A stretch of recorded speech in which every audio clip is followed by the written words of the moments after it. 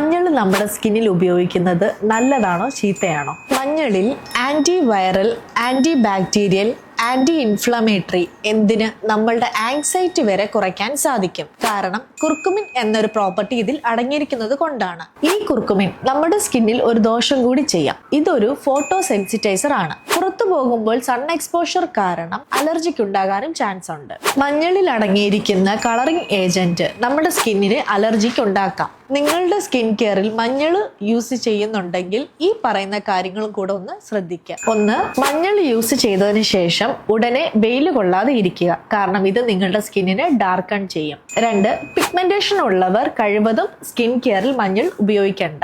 3. Use ചെയ്യണം എന്നുണ്ടെങ്കിൽ organic മഞ്ഞൾ തന്നെ യൂസ് ചെയ്യാം. മഞ്ഞളിന്റെ ബെസ്റ്റ് ബെനിഫിറ്റ് കൺസ്യൂം ചെയ്യാൻ നമ്മുടെ ഫുഡിൽ ആഡ് ചെയ്ത് ഉപയോഗിക്കാം. ഈ വീഡിയോ ഒന്ന് സേവ് ചെയ്ത് നെക്സ്റ്റ് ടൈം മഞ്ഞൾ സേഫ് ആയിട്ട് ഉപയോഗിക്കാം.